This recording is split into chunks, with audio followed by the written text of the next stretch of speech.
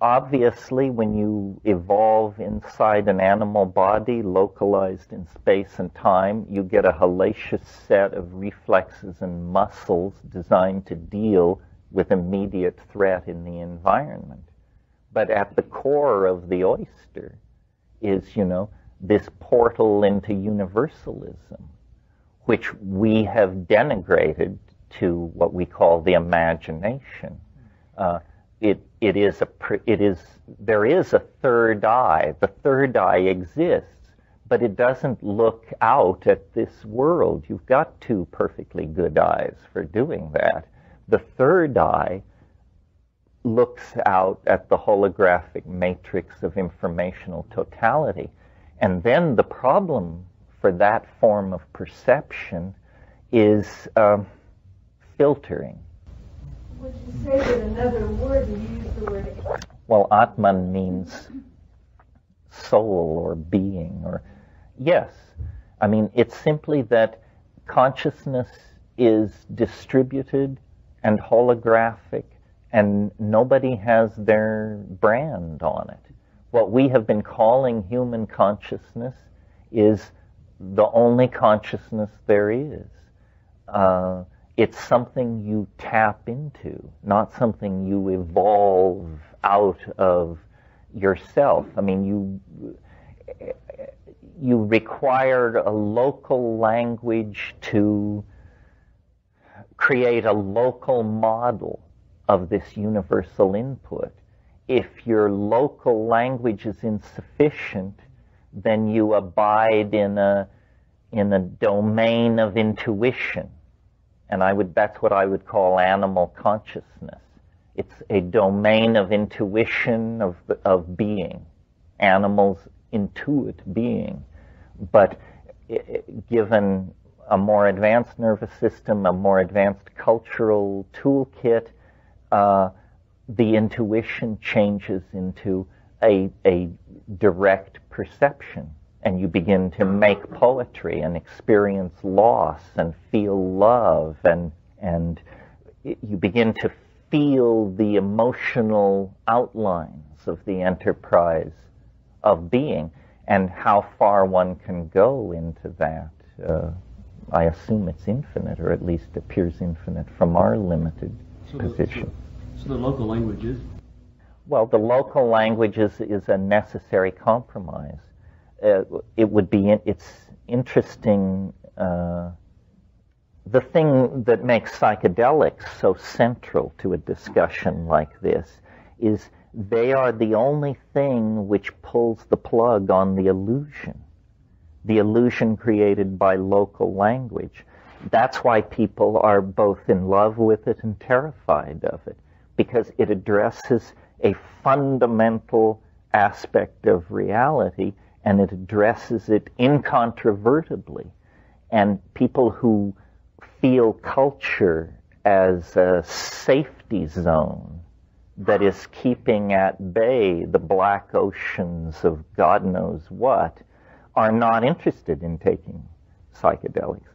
On the other hand, people who feel confined by the cultural dream and who want to cross the black oceans of who knows what to see what's on the other side, they embrace that same experience as a God-sent gift. But it's the same phenomenon.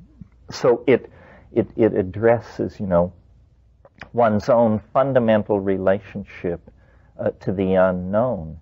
Local languages, like local cultures and architectural styles and everything else, are designed to create, I think, an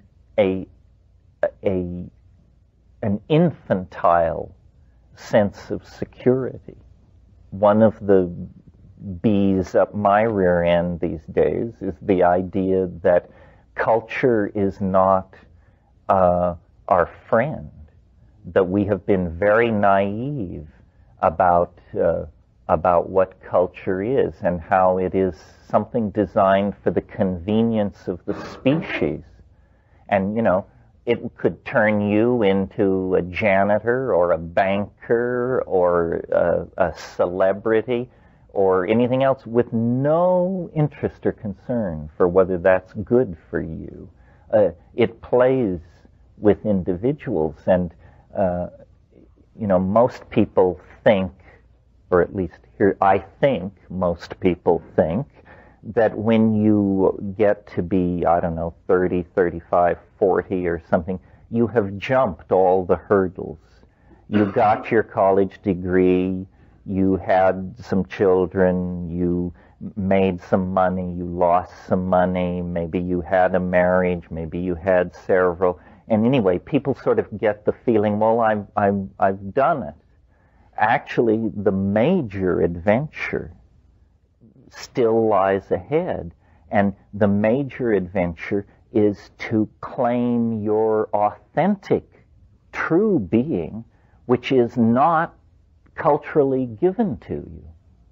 The culture will not explain to you how to be a real human being. It will tell you how to be banker, politician, Indian chief, masseuse, actress, whatever, but it will not give you true being. And maybe this is the voice of somebody who just turned 50 talking, but I thought it would get simpler. It doesn't, because this rejection of culture thing is the last and hardest step to take. And there are all kinds of impediments to taking it. The fact that in middle age, if you've played the game right, you get a lot of money. That's totally stultifying in most cases in terms of going forward to the next level. It's almost as though culture is an enterprise, self-organized, to buy you off at the moment when you might be most dangerous to its values and goals. Dedication to humanity trying to reach harmony. Well, in Revelations, the Ancient of Days is described as there's a sword which comes out of the mouth. It's a very hard image to picture, but a sword, a turning sword, which comes out of the mouth. And of course, the whole Western myth of creation is the world was made by an utterance. In principio et verbum et verbo caro factum est. In the beginning was the Word, and the Word was made flesh.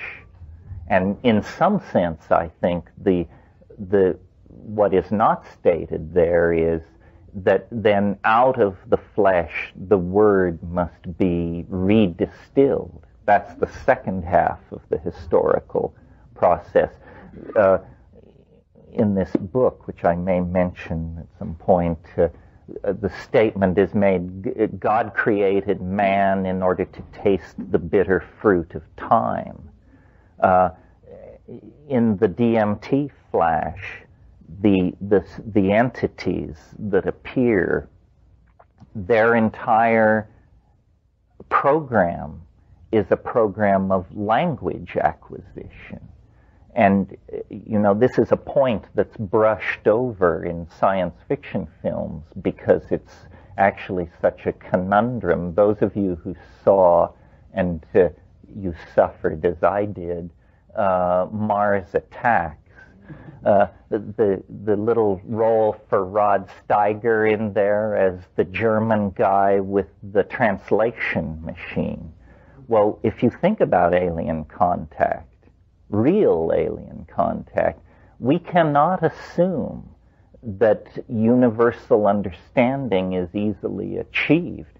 The very first aspect of true alien contact would probably be a language lesson of some sort, because the aliens don't want to communicate about our gross national product or our political system. If they do, they're not really aliens. They're just odd-looking people from far away. Real aliens have something really alien to communicate, and it can only be communicated in an alien language. So I think it's very suggestive that these invisible entities that we contact, when we dissolve the local language boundaries, and they're like mud walls built around our little hut of mental, our collection of goats and stuff that we've pushed together.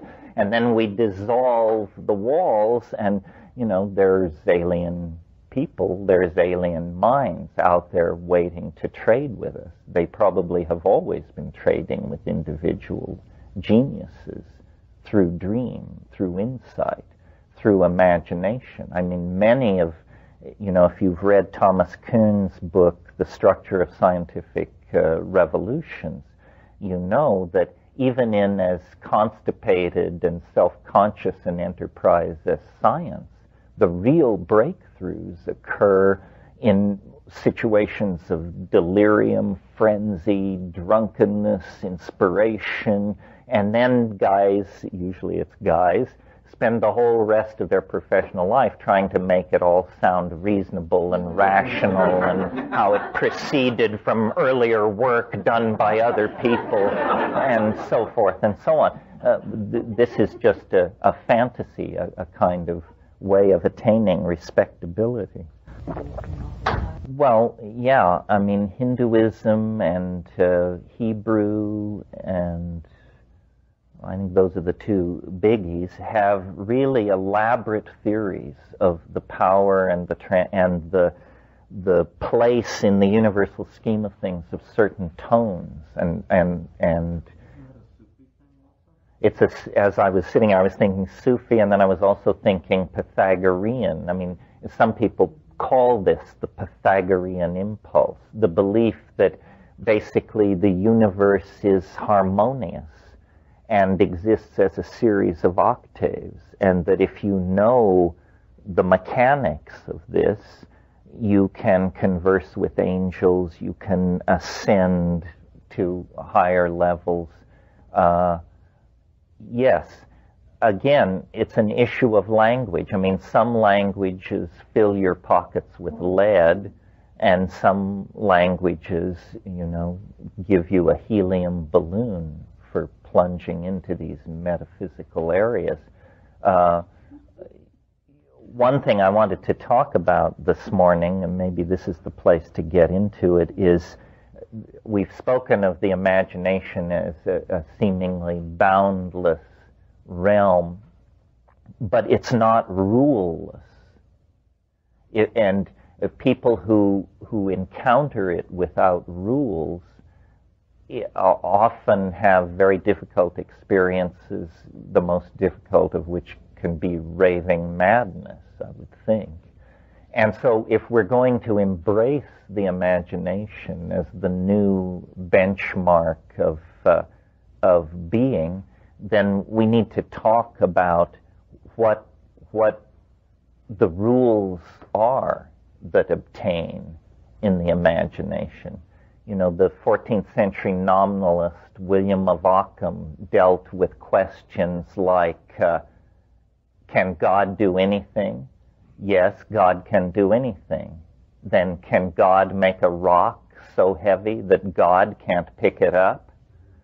And then if not, why not? And what does this mean? Well, this is an effort to tame the imagination. And Ockham concluded from exercises like that even God must follow the rules of logical necessity, otherwise becoming trapped in self-negating paradox. So I in thinking about this, I listed three areas where rules might be gleaned that could be applied to the imagination. The first two are linked somehow. Mathematics. Mathematics is not what you think it is. Mathematics is basically rational thinking about defined sets of entities. And since the imagination is nothing but defined sets of entities, the rules which govern them are worth learning. In practical terms, what this comes down to is logic. And one of the problems that I think haunts the current cultural impasse is the fact that there is a lot of hostility to science, and it has spilled over, and science we should be very suspicious of. It's a wonder worker. It's a magician dealing its wares in the marketplace. So we should be suspicious of science. But this scientistic paranoia has spilled over into a suspicion of reason. This is too much. If you abandon reason, you will have nothing to guide you but the emotional depth of the situation. This is what Heidegger called the depth of the call. And in the 20th century, the history of following the depth of the call has not been a happy one. We cannot trust the call of the blood uncritiqued by reason. Reason is primary in this situation. Well, so then many people say, well, mathematics is impossible, logic is difficult. Isn't there a third possibility? Isn't there yet another way to get a handle on this? And the answer is yes, but I'm not sure it's easier. It may seem at first easier, but that is aesthetics. The imagination must serve the ideal of the beautiful. I talked about this a little bit last night. That which is tasteless is to be avoided at all cost. And 90% of the difficulty in your intellectual life would never have happened if you had just had better taste. Am I not right? You know? I look at this Heaven's Gate thing in amazement because of its tastelessness. That's all. I mean, it is utterly unappealing for that reason. I don't even have to reach for the club of logic. If it had been better scripted, I might need logic. But the aesthetics of the situation are just so overwhelmingly, that towards what Heaven's Gate you said? the suicide cult that eliminated itself in San Diego. Yeah. I'm going to get off the subject for a second. Well, usually people ask me what will happen in 2012, and I say, it's like asking a man facing east at 2 a.m., what will sunrise look like? In other words, it's too early to ask. I mean, in terms of technology.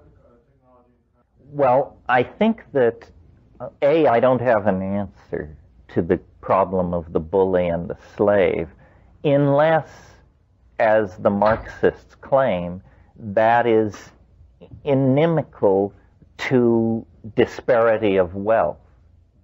Because I think disparity of wealth is a transient phenomenon based on a limited technology. But it is entirely possible that we can make everyone a king, and we will still have bullies and slaves. So if the Marxists are wrong and the addressing of the economic disparity doesn't change the structure of the human soul, then we will have to go deeper. And I don't know how this is going to look. There's a lot of tension in any community that discusses this kind of stuff over where the body lies in all of this. Can we solve our problems and maintain our individual existences? Or are we in fact furiously building a level of hierarchical control above the level of the individual that will make things like states and corporations seem like pale soup indeed? Are we in fact trying to create a superorganism? What is the relationship of an idea like that to classic fascism? Well, what about the internet? You mean, is it the coming of the superorganism? It is prosthesis on an incredible scale. It is going to redefine what it is to be human. I think technologies are neither gods nor demons. It's what you do with it. The dilemma of human freedom is that we don't know where we rest in the universal hierarchy of good and evil. In other words, what would we do if we could do anything? Would our transcendent impulses drive us to a kind of angelhood? Or, as James Joyce says, would we flop on the seamy side? And the answer normally given is some would do one and some the other. Yes, but what if we erase that possibility of individual action, and is there then only one destiny? And then what shall it be, and who shall decide? I would be fairly pessimistic if I saw this all going on a level playing field. But it isn't going on a level playing field. Transcendence is favored. Nature seems to be in the business of building systems which transcend themselves. We can see that as far back in time as we care to look and throughout all of nature. So it seems like we actually have a hell of a tailwind helping us toward the transcendent other. Probably that is what will make the difference. We couldn't have done it by ourselves, but we happen to be in a universe which is itself involved in the process of bootstrapping to higher levels. Yeah. Well, traditionally, meaning since the invention of print, the artist has had this role where the eccentricity and the bohemian lifestyle and so forth of the artist was tolerated because the argument was the artist is a kind of antenna for this mysterious thing called the future. And the artist would sound the alarm and bring the news. In a sense, we don't hear this kind of talk anymore because this is the future. You know, we have become the very thing our parents warned us against.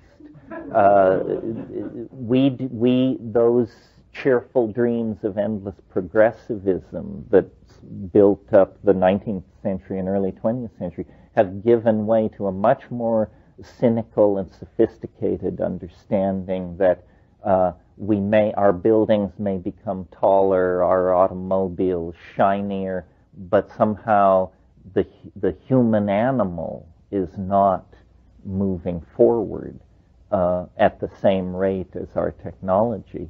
So what we have to do then is give people opportunities and let the devil take the hindmost. At least create a world where those who aspire to transcendence are not blocked in the aspiration. And of course, it's not that some of us are these pure aspirants and others the haunters of the sleazy side of the internet. We each play all these roles and move in between them according to taste and mood. I mean, one of the great falsities of print is the making illegitimate of schizophrenia. I mean, we are all just swarms of personalities. The idea that a healthy person has a unified identity is just a silly idea. It's like believing that sexual preference comes in only 2 flavors or something. It's one of those incredibly weird simplifications that once made, everybody lines up and salutes, no matter how much agony it causes at individuals. Yeah. Well, last night what I said was that I was a Platonist, and that Plato felt that the world was approached through three paths: the good, the true, and the beautiful.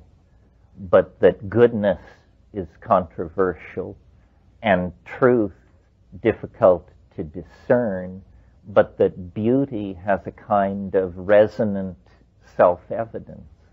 And so following beauty, it's my faith, will lead to the good and the true. And some beauty is, I'm a fan of extreme forms of beauty. Hieronymus Bosch and Redon and James Ensor.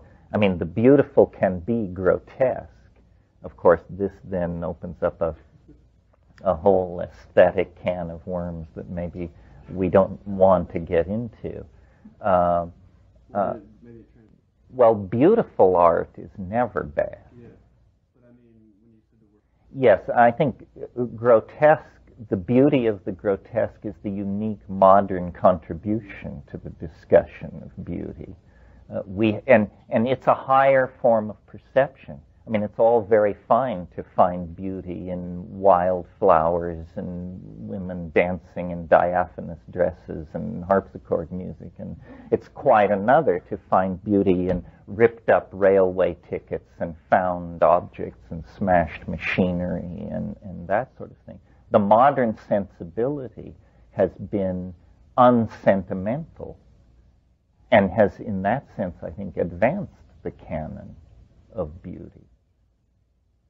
Modernity, I'm feeling much better about now that it's over. It's such a huge enterprise to look back on, what faith, what simplicity, what naivete those people possessed. I can hardly get over it.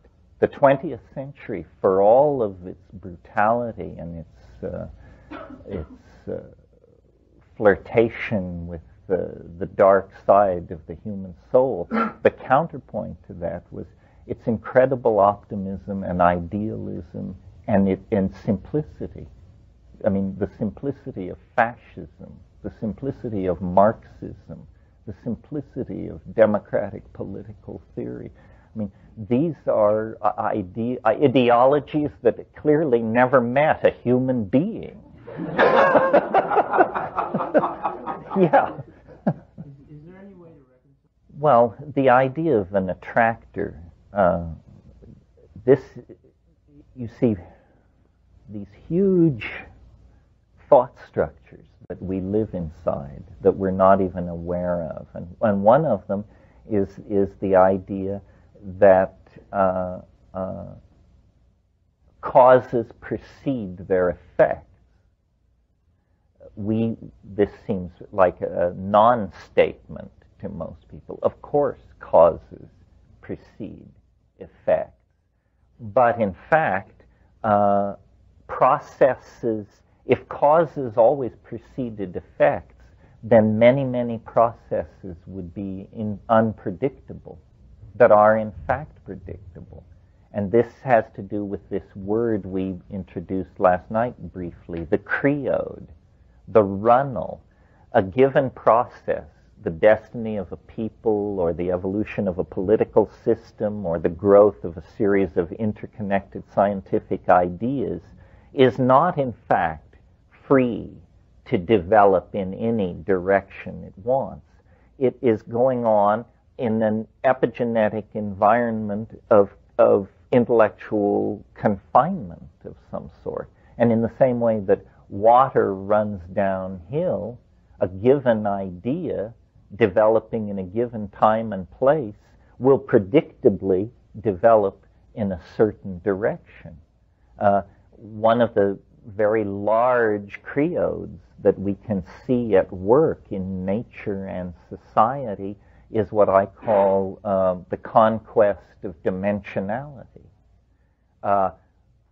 Biology is a strategy for moving into and occupying ever more dimensions. And biology begins as a point-like chemical replicating system attached to a primordial clay in the proverbial warm pond somewhere at the dawn of time.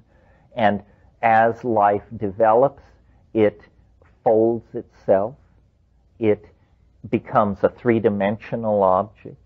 It replicates itself in time. By that means it claims the temporal dimension. After 2 or 3 billion years of that, it has evolved itself to the point where with strong muscles it can move through space. With superb visual organs it can coordinate its exterior environment. And finally, through the advent of language, it can tell its story. It can move information around not present. And as soon as you begin to code that information into stone or magnetic medium or whatever, in a sense, time has stopped.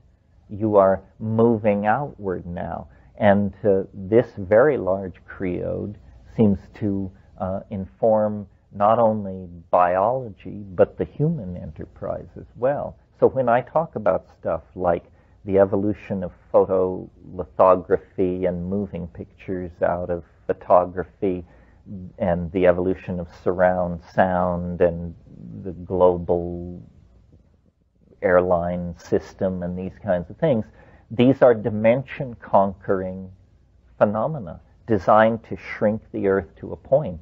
And of course, the Internet is the mother of all dimensional conquest.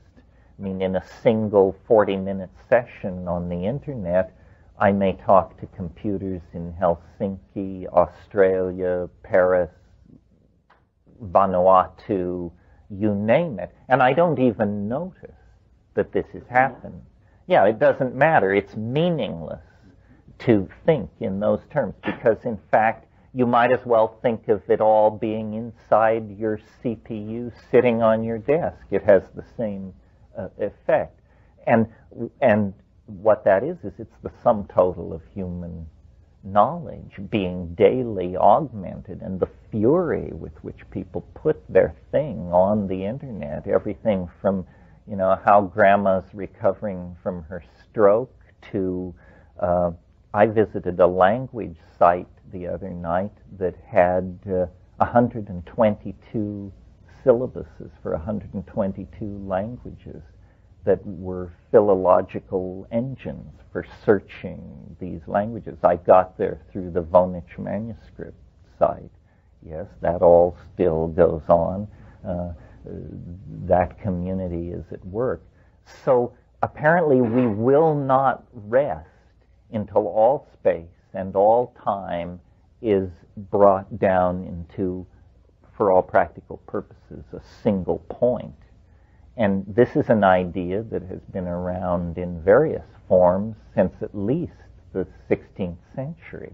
I mean, it's the alchemical idea of the philosopher's stone, a universal panacea, a medicine which makes you wise, immortal, all-seeing, all-knowing, all good, but interestingly conceived as an artifact of technology, conceived as something brought into being through the effort of a technological worker in concert, in resonance with the intention of nature, which is to do the same thing. The human world is simply a catalyst for nature's intentions. We are speeding up nature's program of dimensional transcendence. Nina? It is. It is that, and it is, in a sense, the Jungian unconscious, but no longer unconscious. In a sense, what we're saying is, you know, we all, before the Internet, you were who you are, you knew what you knew, and you knew there was a great deal that you didn't know. You had once known it, but forgotten it, or never learned it, but somebody somewhere knew it. And because we had this vast, dark companion, the unconscious, bad things keep jumping out of it. It was remarkable to me that throughout the Cold War period, a planet ruled by carnivorous monkeys, filled with ideological hatreds, under immense economic and social pressure, and yet nobody ever used atomic weapons except once, the two Japanese instances. And in a sense, they don't count because they didn't know what it was. They had to use it to see what it was. And once they saw what it was, remarkable restraint set in. I would never have guessed that we would have been capable. I mean, remember how deep the fear of the Soviet Union was. Remember that for 35 years, a thermonuclear strike was a possibility within a half an hour of any undue movement on the other side. And yet, somehow we got through that. So there is in the human animal an effort to awaken. You know, it was H.G. Wells who said history is a race between education and catastrophe. And you know, it's a white knuckle enterprise. You know, catastrophe edges inches ahead, education moves ahead. And again, if it were a level playing field, I'd be betting on catastrophe because I believe that nature favors the good, the true, and the beautiful. I've got all my money on education. I think we'll make it, but I think we have to scare ourselves to death in order to keep focused. You know, we're primates, and we don't really dig in and get rolling until we're painted into a corner. Yeah, Mel. I guess the answer is you have to somehow make it your friend. You have to make it your friend. There are ways to do that. Actually, I made a little list. You played right into my hands. The first and probably oldest friend, older even than psychedelics, is dreams. Dreams are hugely important. I was in Australia in February, and I did a lot of reading up before I went down.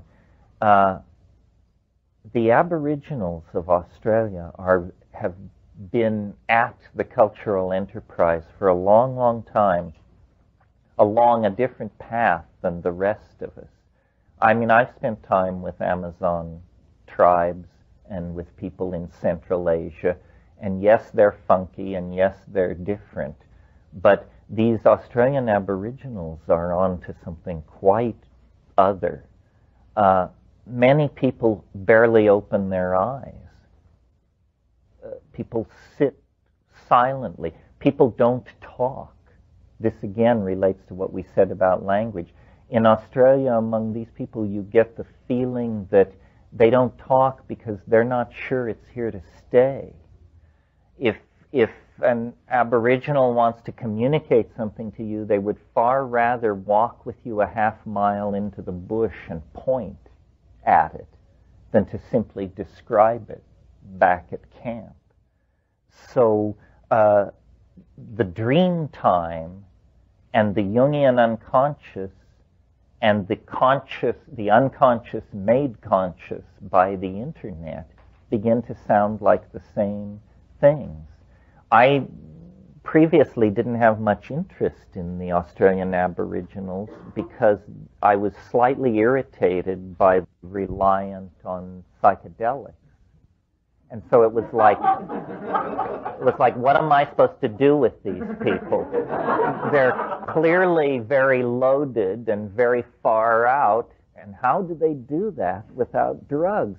It was paradigm agonizing to me. Well, it turns out that they just are better at keeping secrets than the people in the Amazon. There's a revolution breaking over ethnobotany.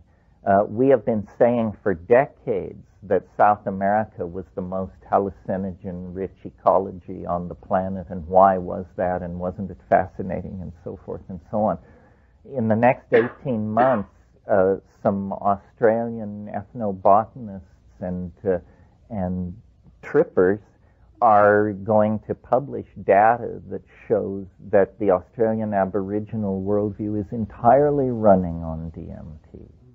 These acacias, this gum tree ecology that stretches from Queensland down to the south coast, is replete with DMT. It's simply that the Aboriginal culture is even more secretive than other Aboriginal cultures in other parts of the world. And only very, very slowly is this information being let out. So dreams are one of the great friends of the imagination.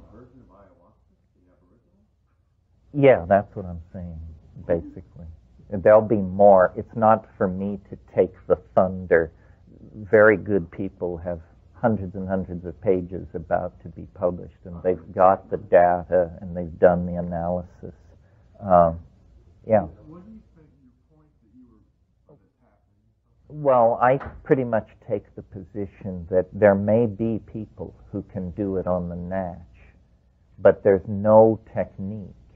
It's something you have to be born to, and there's no culture that can do it. I think throughout the human population, there may be one person in 100 who has a futuristic set of synapses. Because I occasionally, in a group like this, somebody will come up to me and say, well, I've never taken a psychedelic drug, but I know exactly what you're talking about, and I see visions and so forth and so on. I used to just think that these people were nutcases.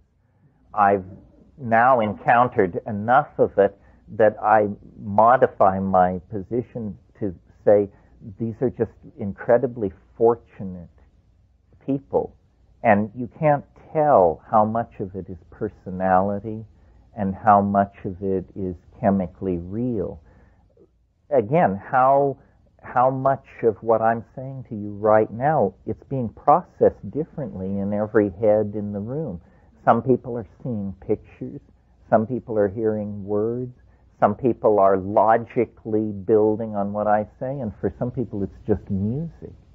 And so it's very different, and again, it's something very hard to share because it's so subjective. But throughout the world, there are what we would call primitive or Aboriginal cultures, and some are drug users, and some are not. And it isn't a matter of ecology, it's a matter of something else.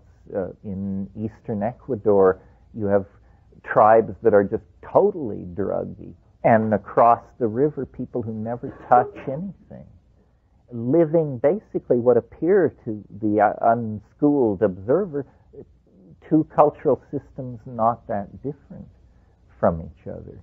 So, it's but generally speaking, the psychedelic cultures seem more, let me put it this way, the psychedelic cultures seem less dogmatic. Shamanism comes in two flavors, at least two. There's what I call a traditional shamanism is very rigid and ritual-driven and usually non-psychedelic. And the other kind of shamanism, there are rituals, but they are basically for the consumer, not the producer. And what shamans in these psychedelic cultures are simply alienated intellectuals. You know, I've been in situations in the Amazon where you fly into some remote place and the people come and the women come and they want to touch the airplane and they want to look at your camera and touch your clothes and all this. And so while this is going on, meanwhile, standing off is the shaman. And he doesn't give a shit about the airplane or your camera or any of that. He is interested in you as a person. And what he is he's alienated from the values of his culture. The keeper of the values is the one person who knows that the values are bullshit. That's what they're doing in that function. It's like somebody has to know. And so all the people are, you know, kowtowing and going through their business. But the shaman at the top realizes, my God, we stare out onto an abyss. We do not know. And they're like scientists. I mean, they are scientists, essentially. Yeah. Well, this is an interesting question. There's a hard and soft answer. It depends on whether you think the need to commodify is so basic to human beings that it can't be removed. If that's true, then the internet still holds out a certain amount of hope.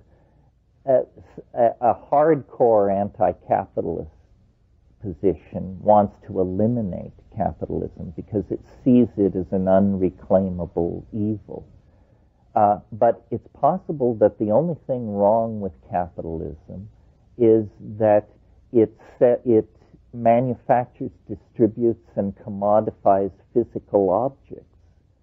What if there was a capitalism that only commodified information and light? That might be more tolerable. In the future, not that long in the future, if you want to live at Versailles, it'll cost you $149 to buy the software package and set it up and live in it. Well, if Versailles can be made to cost $149, how much is it worth? And the answer is only what the market will pay. So I think for a long time, this process of raising standards of living has been underway, and it is certainly true that today in the world, hundreds of millions of people live better than emperors and kings 2 centuries ago. So I think the important thing, well, before we totally dismiss capitalism, we should see if it can operate in a virtual informational environment less destructively. If it can't, then something else will have to come along. But certainly capitalism based on the extraction of resources and their fabrication by cheap labor populations into objects to be sold in a central economy, that's finished. That's a dinosaur. That's self-limiting. Because there is not an ultimately exploitable resource base, the end of that kind of capitalism is easily discerned. Well, that's an interesting question. Is there a kind of natural selection of means in the marketplace? There probably is. For example, imagine governments deal with information completely differently than corporations. If a government obtains a proprietary technology, its impulse is to classify it, move it out of sight, and exploit it for political advantage. If a corporation achieves a proprietary technology, it drops a huge amount of money on promoting it, rushes products based on it to market, and tries to spread it everywhere as fast as it can. This certainly has caused an evolution of certain kinds of technology. But the two systems, the capitalist corporate system and the governmental system, value and put emphasis on different kinds of technologies. For example, nation states use war as an instrument of national policy. Corporations almost never do that. Corporations don't like war. It busts up environments. It makes products difficult to move around, and where you had happy, healthy customers, you now have hollow-eyed refugees standing around with their hands out. But those were national interests. No corporation could have launched a war like that. It wasn't Exxon who had a knife poised at their throat. It was the economies of France, Germany, and the United States. Also, that war was generations ago. A completely different set of political rules were in place. That was probably the last of those sorts of wars, I would bet. What capitalism does with war is it exports it to already burnt out market areas, like Rwanda, Bosnia, Albania. They don't care what people do to each other in those places because they don't have, there's no market there anyway. Let me go on with my list here. I think I got through dreams and drugs, which were probably the biggies. This is Friends of the Imagination, in case you lost your place here. Fiction and the enterprise of fiction, not necessarily science fiction, although it's interesting if you look at the golden age of science fiction, the magazines that created that had names like Amazing, Astounding, and If. These are the very words and themes that we've been pursuing around here. But fiction is, until we get virtual reality up and running in the hands of a master, the best way we have of showing each other the contents of our own head. Any of you who have made your way through the Remembrance of Things Past, Proust's enormous novel about fin de siècle life in Paris, there are thoughts uttered there that are so fragile and delicate that when you read it, you think you were the only person who ever thought this, and you never bothered to mention it to anybody because it seemed so ineffable, and yet Proust has gotten it down on the page. So it shows you what human beings are.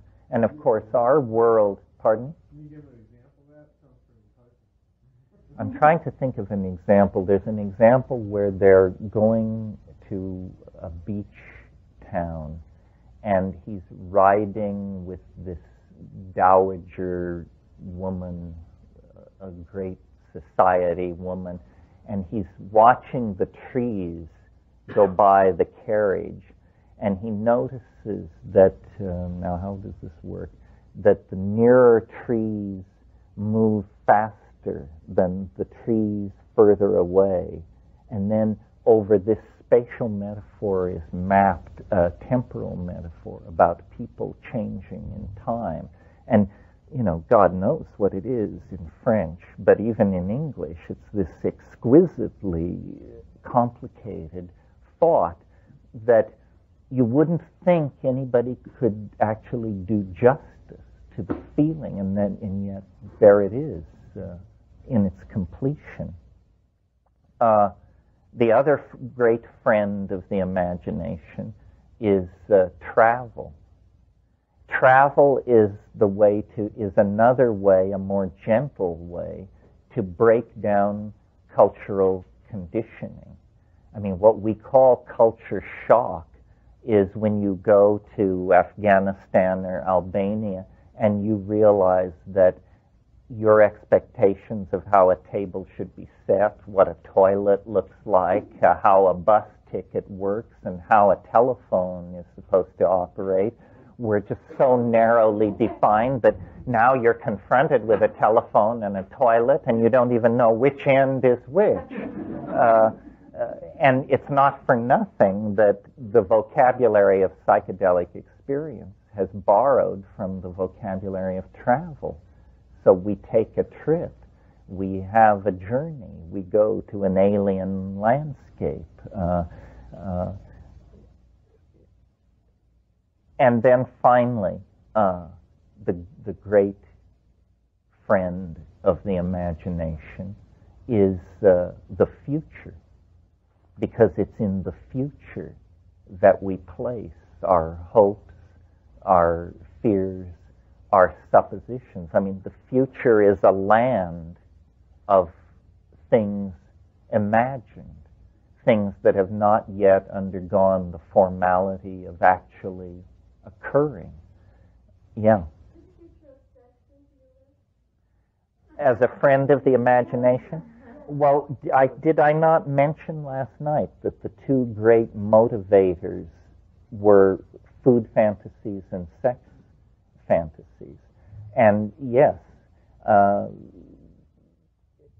sexual imagination is at a very early, I almost said primitive, but I don't mean that, but I mean early level, because if I'm understanding you correctly, it revolves around the if operator. If I approach the desirable female with the proper blandishments, if, and then of course just sexual fantasy, then we will do this, then we will do that, and so forth and so on. It certainly is a vehicle for altered states, whether I would call them imagination or not. I suppose I would, but now that I'm thinking about your question, I think, there are pitfalls in the imagination. And probably the sexual pitfall is sentimentality. Well, tastelessness is in there too. Sentimentality is a virulent form of tastelessness. And sentimentality is very hard to root out. You may think you're a hard cookie, but I'll bet there are areas of sentimental delusion so broad and deep in every one of us. And some people carry that to the grave. They're the lucky ones. The rest of us have divorces, bankruptcies, muggings, and what have you, and slowly our sentimentality is pounded out of us. And, it's a good thing to lose sentimentality because it's a false aesthetic. And I think we recognize it. It's also a very easily manipulated, it is truly a false aesthetic in the hands of modern media because it is a great ploy for buying. If you can induce sentimentality in people, they will buy the object of that induction. Yeah. Well, your word idealism is good here because it brings me to something I always eventually get to, which is in line with this thought: culture is not your friend. Ideology is not your friend. And ideology, some people think what we're trying to do here is sort out good ideologies from bad. Should I be a Marxist? Should I be a deconstructionist? And the answer is no, none of the above. All ideologies are viral infections of some sort, mimetic infections that erode your functionability and your comfort with yourself. Ideologies set up polarities that are based on discontent. And ideologies are always, always, always based on false premises. whatever name an ideology and I'll tell you the false premises that it's based on. So part of this process of cultural maturity that I've been talking about is to get beyond ideology without embracing cynicism. It's not a fuck you thing. It's a deeply saddening awareness that we are not yet angel enough, that we should take ourselves that seriously. Yeah. Yes, I would say sentimentality is the feeling of attachment we have to our ideologies. So, for instance, someone says, well, you know, Marxism, maybe we didn't have the right answer, but we certainly had a sense of a mission and a wonderful, we knew who we were, and, well, that's crazy talk. If it was wrong, it was wrong. It's like old Nazis sitting around saying, the great old days, what was so great about the old days? You want community? Join a bowling league, for crying out loud. Yeah. No, that's a lesser evil. That's nostalgia. Another impulse for marketing frenzy. Yeah. But Romanticism, I think, is a legitimate impulse and well situated in historical context and so forth and so on. Sentimentality can break out anywhere, anytime, and is, can find anything for its object. Sentimentality is a lazy form of thinking, I think. People don't want to think the hard thoughts. And yet I find the hard thoughts very paradoxically liberating. For instance, here is a hard thought. I don't want anybody to burst into tears on me, so gird your loins. But, I've spent a lifetime taking drugs, knocking around the world, having affairs, being married, being unmarried, this, that, and the other. If somebody asked me, so what do you know? What have you learned? I would have to say what I've learned is that nothing lasts. There's a hard thought. Is that a cause for joy or despair? Well, if you're thinking about everything you loved and how it's going to turn into mush as you're shoveled into the grave, it's a hard thought. But on the other hand, if you think of all the jerks who've oppressed you, it's a great consolation to know that they too will go down into that good night. Nothing lasts. If that is not a cause for joy or despair, it's a cause for expanding one's feeling in the moment. If nothing lasts, then there's a conclusion, not a feeling, to be drawn from that observation. The conclusion to be drawn from it is then the felt presence of the immediate moment must be what life is for. And somebody who could take that perception and use it that way could immediately transcend all kinds of neurotic behavior, longings, regrets, doubts, fears. No, you just say no, the felt presence of immediate experience.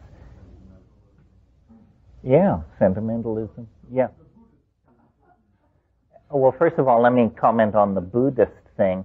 I'm not that friendly to that formulation because it still is postponing gratification. It's saying death is the bouquet of life, you should live toward death. I would say the bouquet of life is this moment. But to the more important point of longevity, I certainly am not interested in living forever, whatever that might mean, because I suspect if you live forever, you miss the point. In other words, I think you miss the bouquet. On the other hand, I don't see anything wrong with, well, no, that's too much to say. The only problem I have with living past whatever, 70 is you do get into political issues of are people buying time at the expense of somebody else. One of the weirdest things about this culture is we've invented a sin for which there is no name. It's so beyond most people's ability to conceive. And this sin that we've invented is we steal the future from our children. You know, we do it with our medical health care plans where we know that all this fine surgery and stuff that you're getting is at the expense of the next generation of people. We overuse resources, leaving nothing for future generations. I don't know how that would all be sorted out. I am attracted by the idea of living as long as I want to live. I wonder how long that would be. And of course, if you make people comfortable, probably they would like to live a lot longer. What reason is there for a person to check out of a comfortable situation? In a sense, what nature does is make the body a less and less comfortable place to be until finally you just say, all right already, you know. Beam me up, Scotty. But then, you know, the other possibility is, what if there were forms of existence that were dematerialized? How would we feel about going into circuitry for a few rounds of eternity? And what are the moral implications of that? I don't know. I've had this argument with Robert Anton Wilson. He's a big enthusiast for life extension. It depends on what you think death is. And I've managed to talk myself into the idea that death is probably not simply dissolution and chaos, not because I have received any guidance from on high, but just as I observe nature, she has a wonderful parsimoniousness about her behavior. And clearly this form, which is basically an unraveled DNA molecule that is now making a lot of claims on resources in the environment in order to keep this body going,